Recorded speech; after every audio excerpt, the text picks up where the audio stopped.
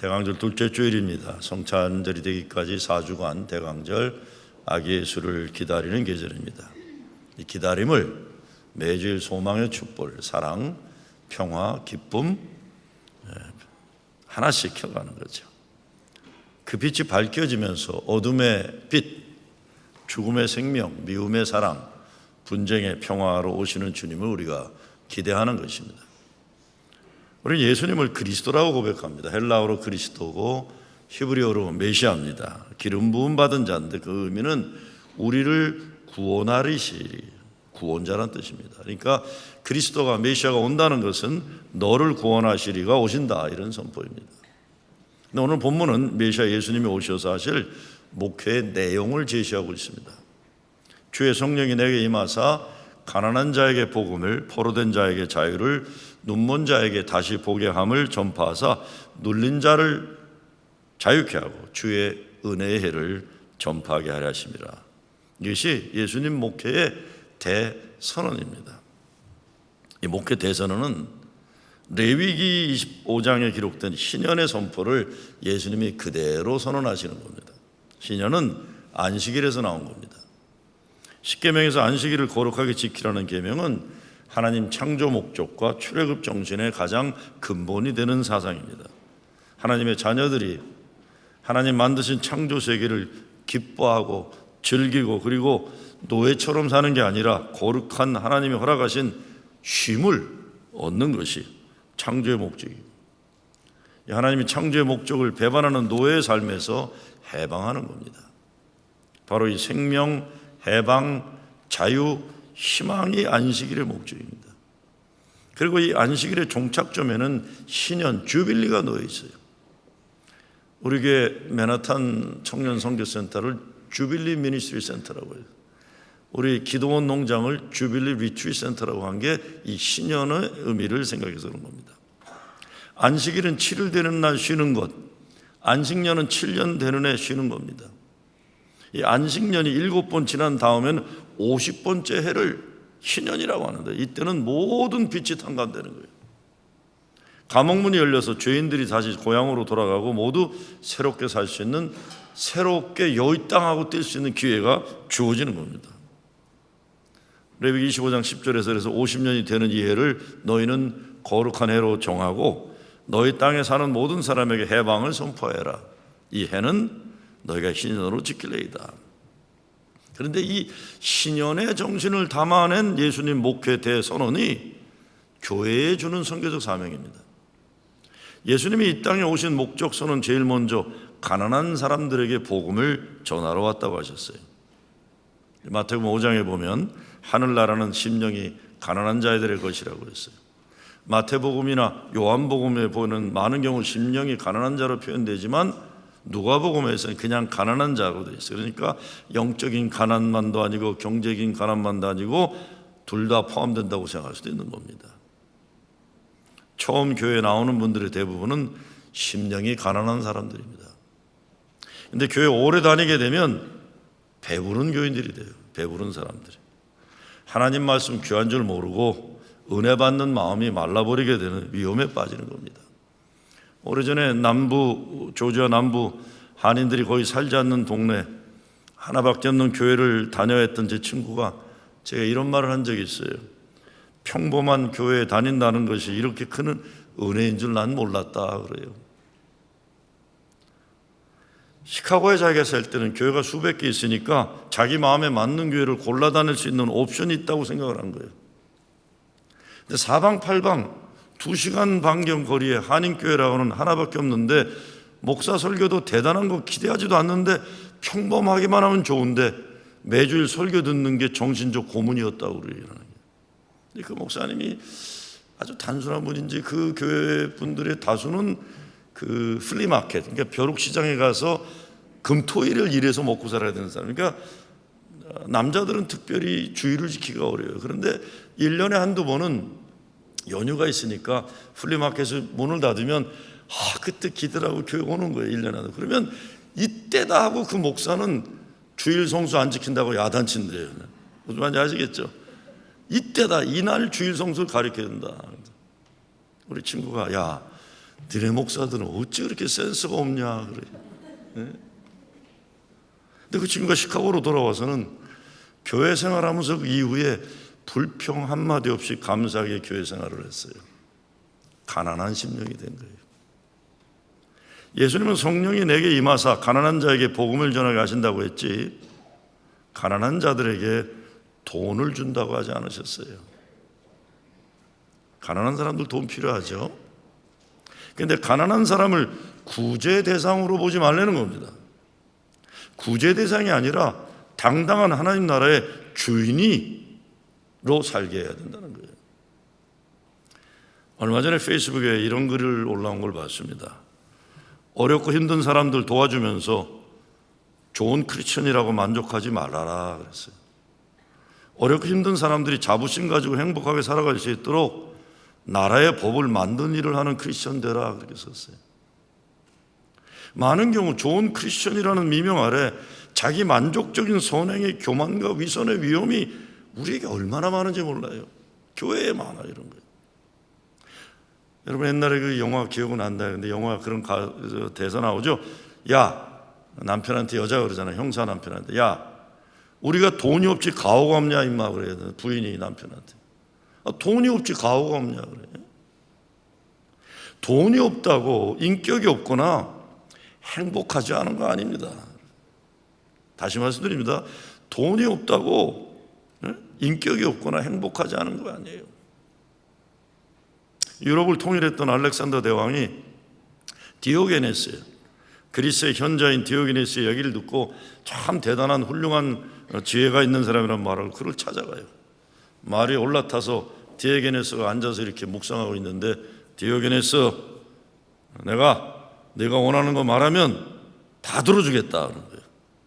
유럽을 통일한 알렉산더 대왕이 가난해진 디오게네스에게 너가 원하는 거 다 해주겠다 그런 거예요. 그때 디오게네스가 알렉산더 대왕을 쳐다보지도 않고 눈을 감은 채로 이렇게 말했다고 하는 거죠. 왕이시여, 제게 비추고 있는 태양빛을 가로막지 마시오. 다른 거 필요 없어. 지금 태양이 나에게 비추고 있는데 네가 뭔데 가로막고 있느냐? 가로막지 말아라. 비키시오. 자선도 좋고 구제봉사도 좋은 겁니다. 좋은 거예요. 근데 마음 가지는 것과 진짜 그리하는 것 또 달라요. 방법에 있어서도 진짜 가난하고 어려운 삶을 개선하고 발전시키는 것이 아니라 돕는다고 말하는 사람들, 자기 과시 정도 끝나는 위험이 얼마나 많은지. 제가 오래전에 어느 교회, 동부에 있는 어느 교회 사람들하고 아프리카에 선교여행을 간 적이 있어요. 제가 아주 뒤집히는 일이 너무 많았어요. 막 운전하다가 차 세우라고 막 그래요, 운전사한테. 그러면 교인들이 문을 열고 막 가서 그 아프리카 길목에 뭐라 그러죠? 허접한 그 집들 있잖아요. 거기 막 들어가서 사진을 찍어요. 그리고 울어요, 지들끼리. 불쌍하다고.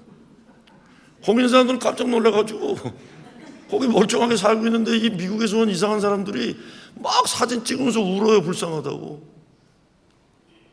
야, 이게 크리스천들이 수준이 이것밖에 안 되나. 가난한 사람 집도 놓고 하고, 그렇죠?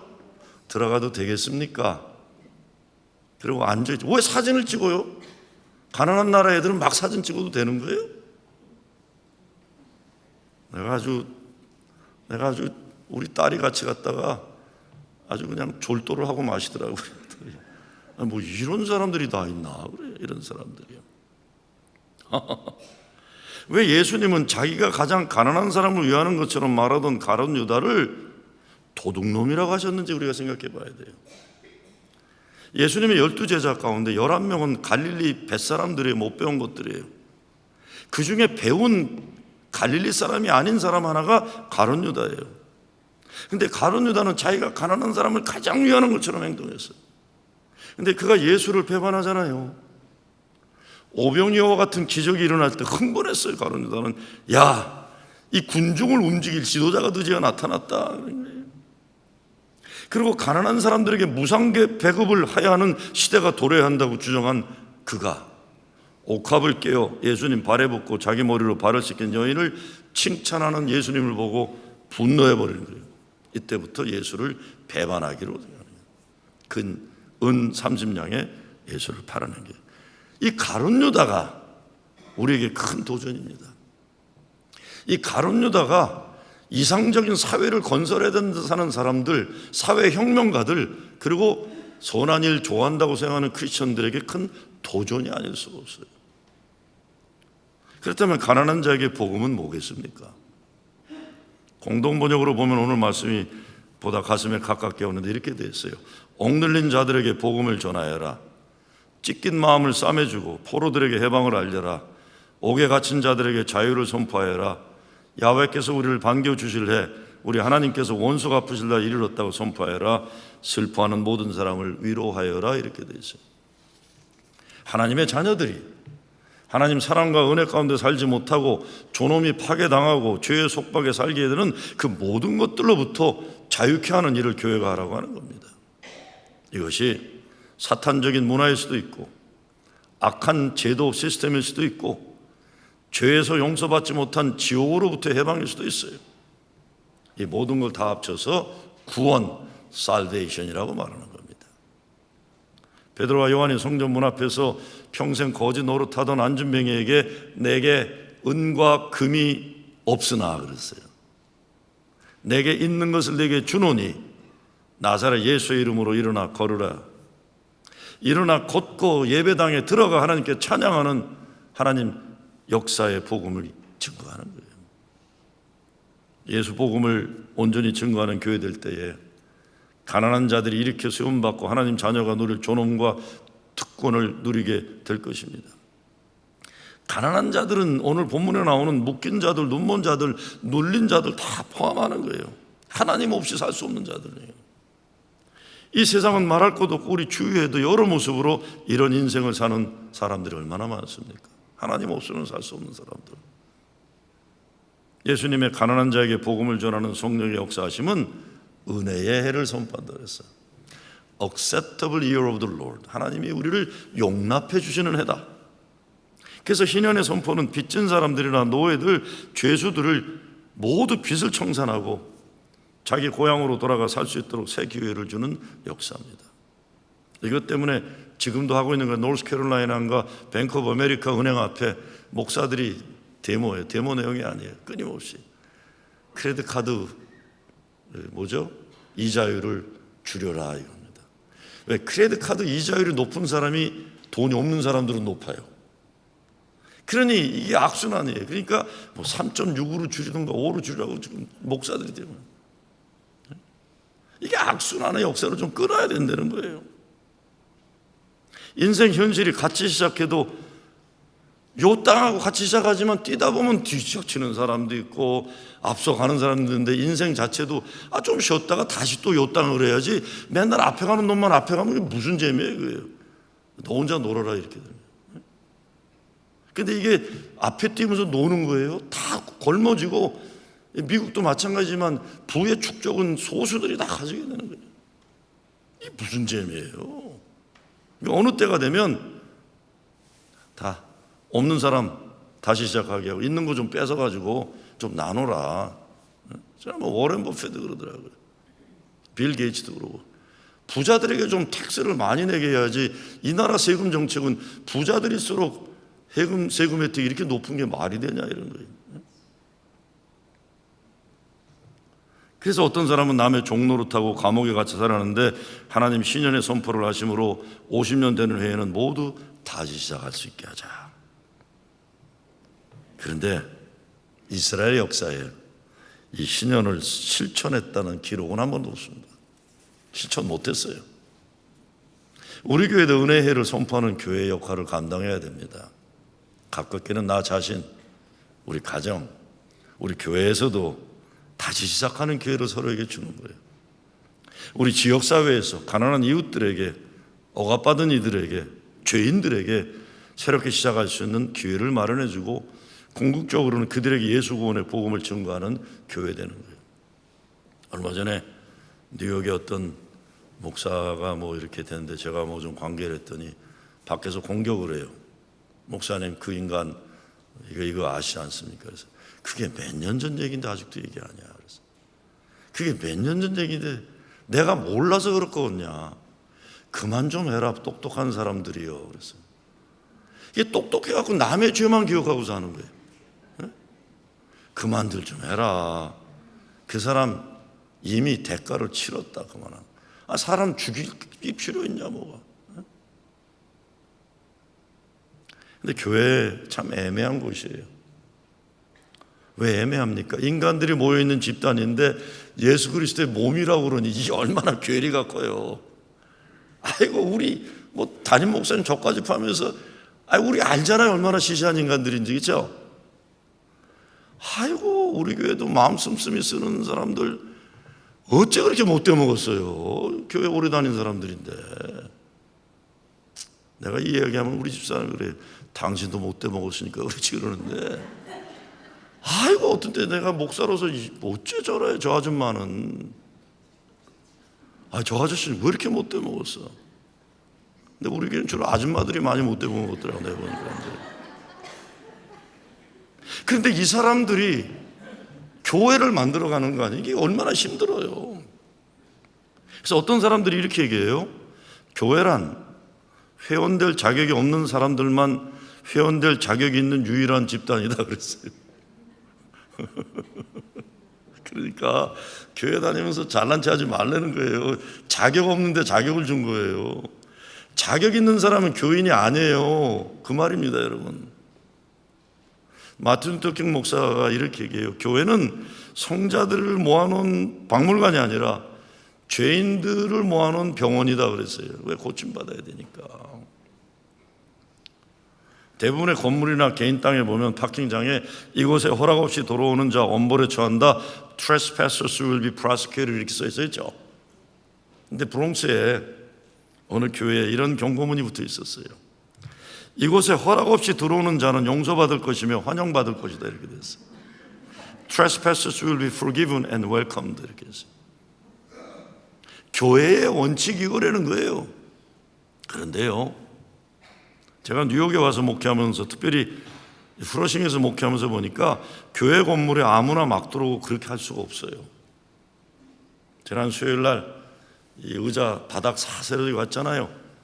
그랬더니 제일 먼저 어느 노숙자가 와서 예배 시간 전에 와서 뒤에서 아주 곤히 주무시더라고요. 끝날 때까지. 새 의자에 제일 먼저 그러더니 이제 우리 교회 직원한테 가서 나 하룻밤 자고 가고 싶다 그랬더니 우리 교회 지금 안 됩니다. 법으로 안 되거든요. 여기 뭐 이렇게 재워주는 데가 아니기 때문에요. 됐어요. 법적으로 문제되는 게만 아니라 사실 저도 프로싱에 목회하면서 내가 알았던 그게 아닌 게 많이 깨달아지는 게 그 이유 중에 하나예요. 저는 시카고에서 오랜 동안 학생들하고 홈리스 사역을 했기 때문에 내용을 잘 아는데 여기 오니까 또 상황이 달라요. 왜? 저는요 어떤 데서 목회를 했냐면 자동차 운전하고 오는 사람들만 오는 교회에서 목회했어요. 서버브예요. 그 동네 사람들은 중산층들이에요. 네? 무슨 말인지 아시겠죠? 자동차 타고 오는 데서 목회했는데 우리 프로싱은 자동차 없이 오는 사람들이 많은 거예요. 그러다 보니까 어떤 일이 많아요? 아무나 올 수가 있어요. 처음에 와서 제가 놀란 게 노숙자들이 오고 그러면 한번 그런 적도 있어요. 제가 너무 못된 노숙자가 있어서 제가 그때 김준호 목사하고 우리 누구예요? 데니엘 조 목사한테 내쫓아라 그랬어요. 하도 못돼 먹었어요. 경찰 불러라 그랬어요. 그리고 그 다음날 여기서 새벽 기도하는데 갑자기 무슨 생각이 드냐면 혹시 그분이 예수님이 아닐까 이 생각을 했어요. 그 정도로 제가 순진했었어요. 근데 그 이후로 예수님이 절대 아니라는 생각이 들기 시작하더라고요. 사람이 각박해질 수밖에 없는 게 왜 노숙자 들어가서 뭐 하는 줄 아세요? 애들 우리 부엌에 들어가서 설탕하고 소금 갈라놓고 함부로 섞어놓고 애들 교실에 몰래 들어가서 거기서 주무시고 드시고 쥐가 생기는 거예요. 이거 아주 공공위생의 문제가 돼요. 이거 내가 생각하는 이상적인 거 이게 쉽지가 않구나 이렇게 생각했어요. 그러니까 함부로 환영하기가 어려워요. 그런데요, 제가 말씀드린 것처럼 우리 프로싱은 정말 별난 동네예요. 어떤 동네냐? 교회에 자꾸 들어오고 싶어하는 동네 사람들이 왜? 노숙자들이 많으니까요. 나가서 보세요. 이 동네에서 우리 집이 제일 큰 집이에요. 이 집이 조그만 아파트에, 그것도 디바이드해서 사는 집이 얼마나 많아요, 그렇죠? 거기다 또 세까지 주잖아요. 그러니까 이 동네에서 우리 교회가 제일 큰 집이에요. 얼마나 편해요. 깨끗하잖아요. 화장실도 얼마나 깨끗하고, 가끔 뭐 먹을 것도 있고. 이게 우리 교회에 주어지는 도전이면서 선교적 기회예요. 그래서 저랑 금요일날 큐티리도 모여서 이 문제를 이야기했어요. 이게 그냥 계속 부정적으로 이 문제를 다루다 보니까 어떤 문제가 생기냐, 자꾸 교회 문을 꼭꼭 잠그게 돼요. 저도 뭐 사역자들한테 잘 잠가라, 잘 잠가라. CCTV가 지금 뭐 수십 개가 있어요. 왜냐하면 하도 문제가 많으니까. 이게 어떻게 돼요? 자꾸 부정적인 생각이 많아지는 거예요. 근데 이게 우리 자신에게 안 좋아요. 결국은 자꾸 사람을 의심하게 되고 밀어내야 되는 게. 그런데 이 프로싱에, 내가 목회하는 프로싱에 보니까 여기는 길을 잃어버린 사람들이 참 많아요.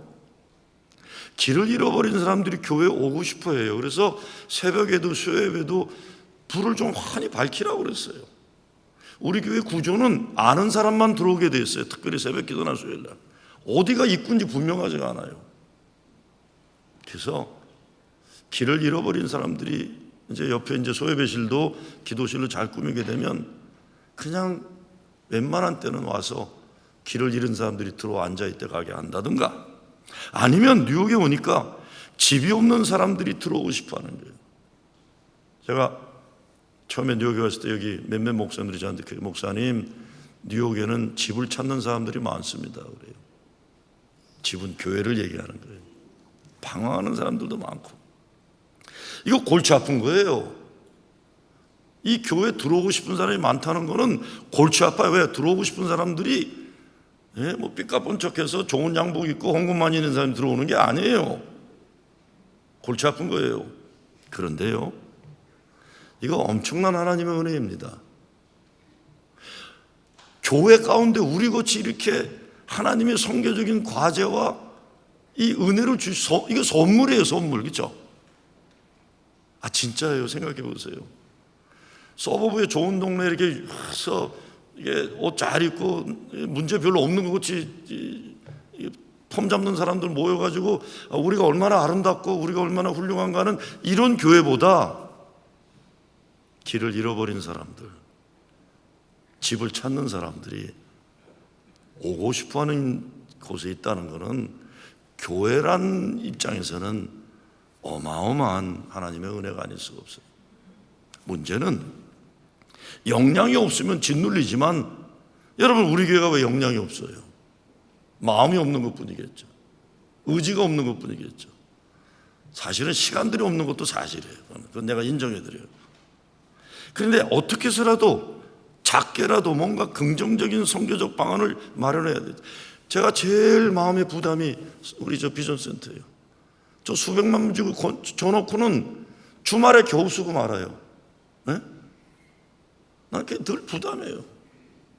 늘 부담해요. 이거 내년에는, 그래서 제가 이 말씀드린 이유는 뭐겠습니까? 여러분 중에 내년엔 내가 시간 좀 내서 방과 후에 집에 와도 집이 조그매서 갇혀 있던 애들 큰 집으로 와가지고 따뜻한 우유도 마시고 샌드위치, 뭐 피넛버터 젤리 발라서 먹기도 하고 숙제도 해줄 수 있는 거, 그런 거 내가 해주고 싶다. 이런 거 좀 자원해 주세요. 중고등부에도 어린아이들도 없고, 또 한 달에 한 번이건 노숙자들을 위해서 국수, 우리 국수 얼마나 잘 만드세요? 국수를 한번 대접하고 싶다, 뭐 이런. 골치 아픈 동네에 놓여 있는데 어마어마한 하나님의 은혜가 담겨 있는 교회예요. 끄떡 있어요. 괜찮아요. 그런 교회예요, 우리 교회가.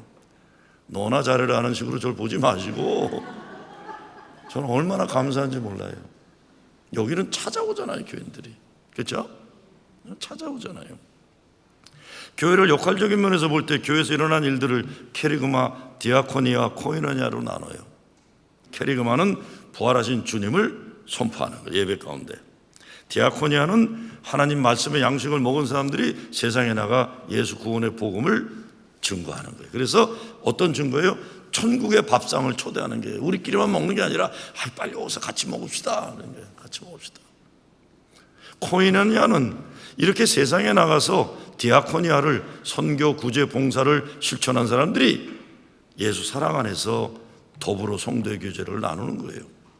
그냥 끼리끼리 방에 들어가서 우리끼리 맛있는 거 나눠 먹는 게 이게 성도의 교제가 아니에요. 서로 사랑하고 나누고 더불어 삶으로써 이것이 이제 그리스도의 몸을 이루는 것이죠. 오늘 본문은 교회가 근본적으로 해야 하는 목회 대강령이 이것이라고 제안해 주는 겁니다. 근데 이것이요, 예수님이 40일 동안 성령의 인도로 마귀 유혹을 물리치신 다음에 예배당에 들어와서 선포하신 내용이에요. 난 이렇게 목회하겠다. 난 이렇게 목회하겠다. 제가 보스턴에서 전학 공부할 때 79년대 대학원을 갔는데 그때 이렇게 보면 사회혁명가들이 아주 그때만 해도 뭐 해방신학이니 민중신학이니 막 사회혁명에 대한 논쟁이 많을 때였어요. 근데 그 당시 이 길거리에 보면 좀 이렇게 좀 사회혁명가적인 기질 있는 사람들이 책을 파는데 보면 요만한 책인데 뭐가 있냐면 모택동의 대강령 뭐 이런 게 있어요. 요만한 빨간 책이에요. 공산주의들의 뭐 이런 것들이요. 근데 옆에 보면은 재미난 거지. 예수 수령님의 대강령 이런 게 있어요. 그게 뭐냐면 크리스천들인데 사회주의자들이에요. 해방신학자들 가운데 많이 인용하는 예수님의 이야기들을 모아놓은 건데 그 중에 가장 핵심 성경 구절이 뭔지 아세요? 오늘 본문이에요. 오늘 본문이. 그래서 거기에 오늘 본문을 앞에 놓고 예수의 대강령이라고 이렇게 되어 있어요. 이 말하자면 예수의 혁명 선언문이에요. 젊었을 때 읽어보면 야, 예수 멋있다 이렇게 돼요. 그런데요, 이것이 우리에게 주어지는 숙제예요. 예수님 제자 가운데 이런 성향을 가진 제자가 누구였어요? 이게 가룟 유다였어요. 가룟 유다는 유대 민족의 독립을 꿈꾸던 젤러트, 그러니까 열심당원 멤버였어요. 그러니까 로마 제국으로부터 정치력, 군사력 혁명을 통해 유대 민족을 독립시키고자 했던 열심당원이 가룟 유다였다는 겁니다. 가룟 유다는 예수님이 폭발적인 갈릴리에서 민중들의 인기를 끌고 오병이어가 클라이맥스, 이 굶주린 민중을 5천 명 먹이고도 남는 역사니까 완전히 가룟 유다는 이분이구나 그런 거예요. 이분이구나. 아, 그랬는데 조금 지나게 예수님이 뭐라 그래요? 나 십자가에 죽어야 돼. 그러니까 막 꼭지가 열린 거예요. 이렇게 연약하면 안 되는데 우리 지도자 동지가 이렇게 되는 거예요. 아니 이게 지금 로마 제국을 물리쳐야 될 우리 민족의 지도자가 십자가에서 죽겠다 그러니까 그냥 가룟 유다가 결정적인 순간이 어느 순간이에요. 아니 옥합을 깬 여인이 300데나리온에 되는 3만 본 4만 불 되는 향유를 예수님 발 앞에 놓고 머리로 울고 이 짓을 해야 되는데 예수님이 물러가라 돈이 아깝다 그러지 않고 뭐라 그래요? 칭찬해 주니까 가룟 유다가 저 돈이면 얼마나 가난한 사람을 무상 배급할 텐데 하고 그 순간부터 예수를 배신하기 시작하잖아요.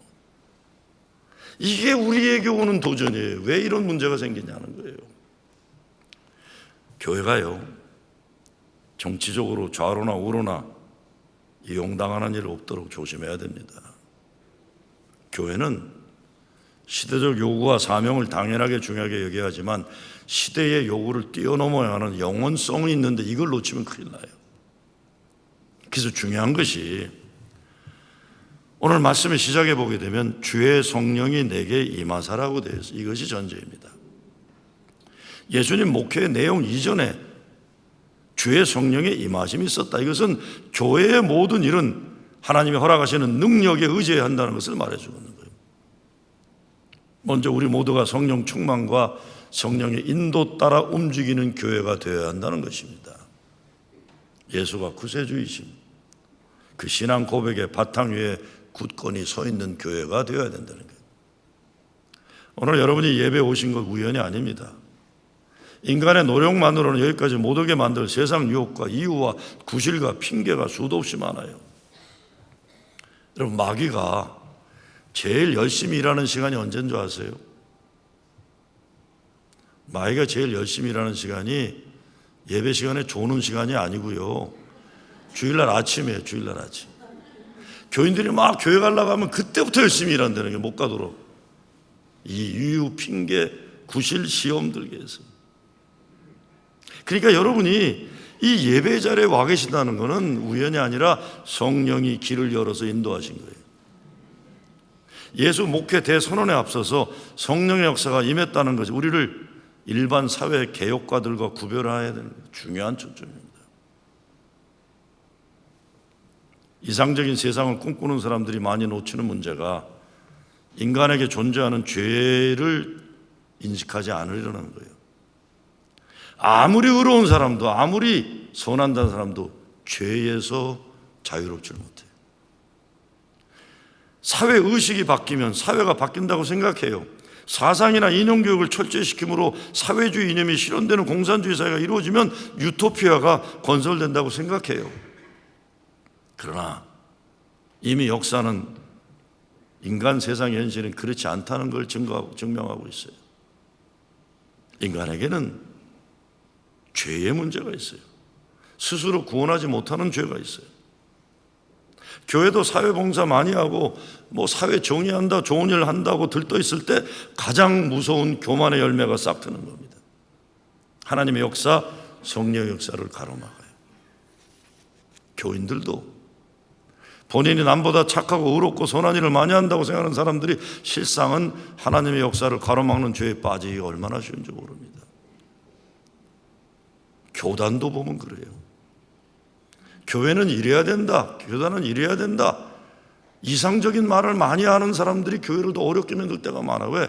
손에 삭 하나 안 묻히려고 그래요. 손 하나 까딱안 하고. 현실은요, 눈물 나는 현실이고, 이게 실패와 실패의 연속이고, 되는 듯하다 안 되고, 되는가 하면 무너지고, 하나님 역사를 가로막는 일들이 얼마나 많은지 몰라요. 그래서 예수님은 먼저 성령의 임하심을 선언하는 겁니다. 우리 교회가 성령의 인도에 순종하는 교회가 먼저 되어야 될 겁니다.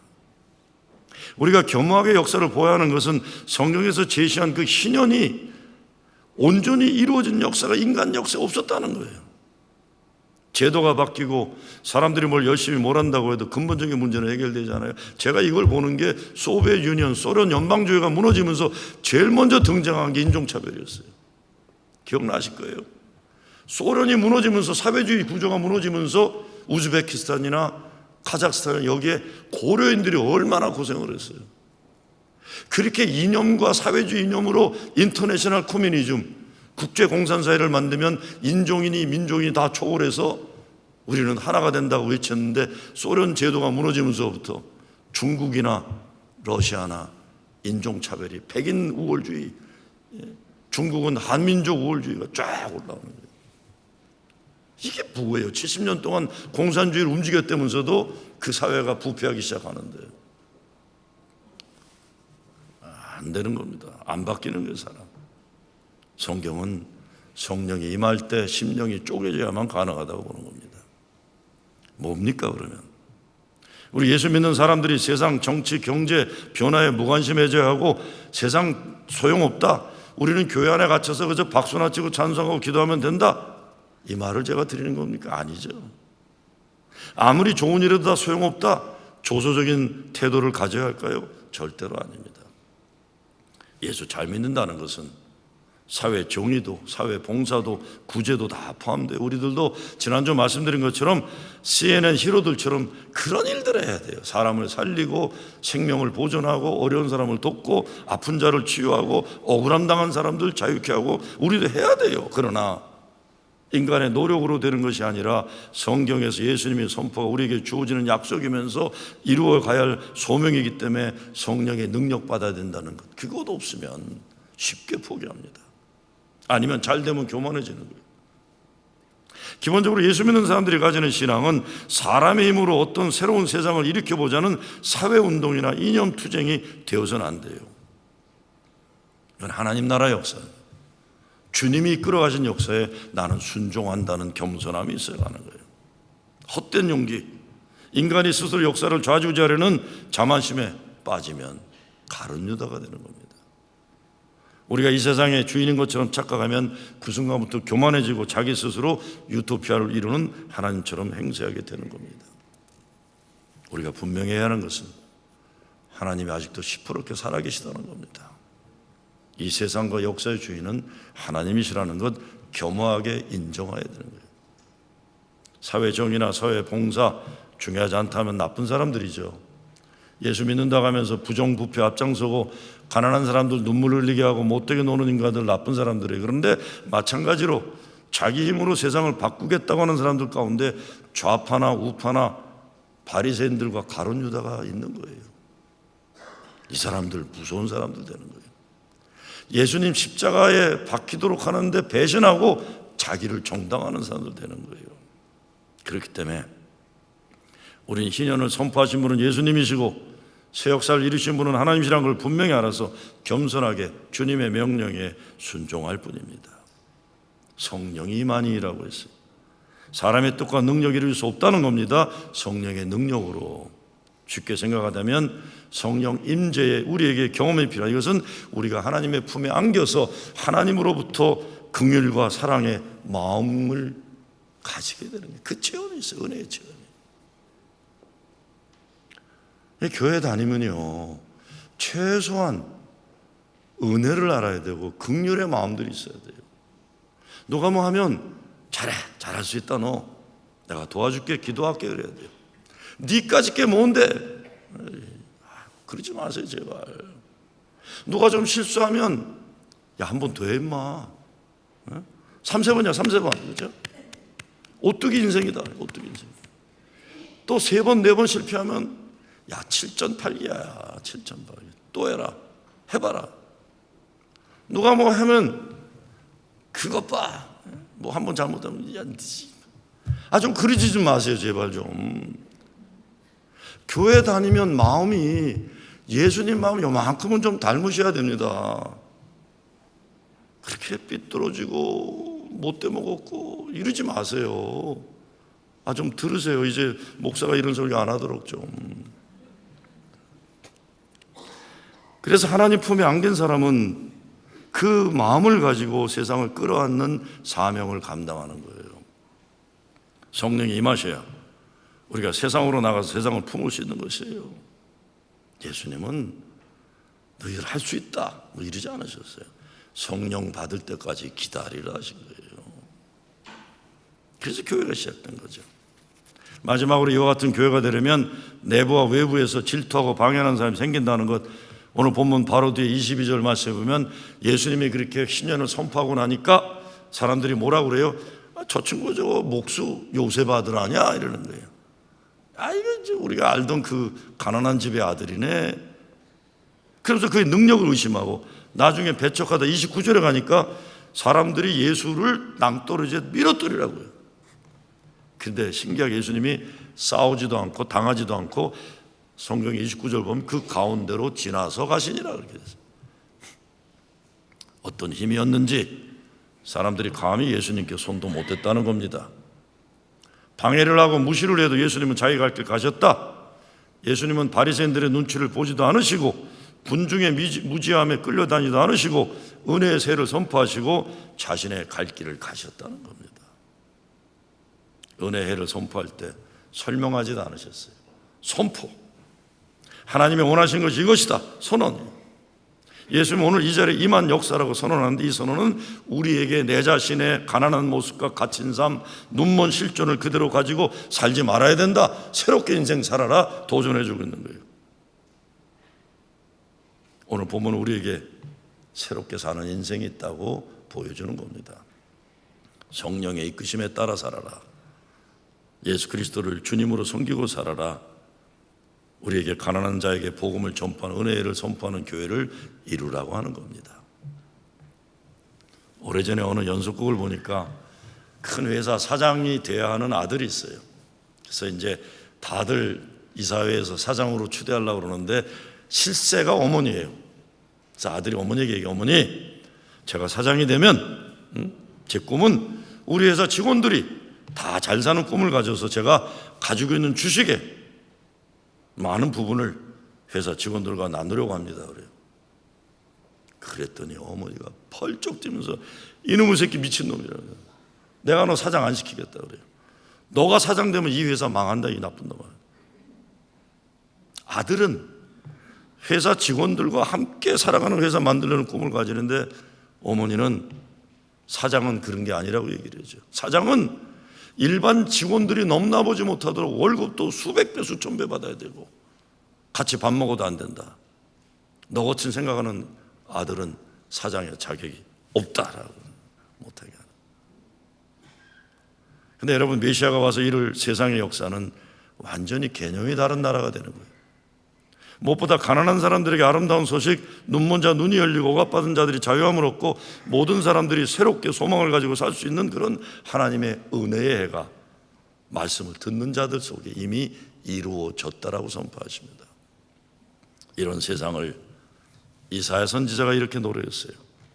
이리와 어린 양이 함께 먹을 것이며 사자가 소처럼 짚을 먹을 것이며 뱀은 흙으로 식물을 삼을 것이니 나의 성산에는 해암도 없겠고 상암도 없으리라. 여러분, 시카고에 가면 아트 인스티튜트 시카고 큰 미술대학 다운타운에 들어간 입구에 보면 샤가리 이사야서 65장 이 하나님 나라 비전을 그림으로 크게 그려놓은 게 있어요. 사자와 양이 같이 풀을 뜯고 있고 뱀과 애들이 놀고 있는 세상. 이것이 메시아가 오실 세상의 모습을 얘기합니다. 우리가 정말 예수님이 광야 40일 사탄의 유혹을 이기고 바로 나와서 나는 이런 목회를 하겠다고 선언한 이 말씀, 우리가 이 말씀을 주님의 명령으로 받을 수 있기 바랍니다. 특별히 대강절 이런 메시아를 기다리면서 신년의 삶을 이미 누리고 살아가는 여러분 되시길 주의 이름으로 축원합니다.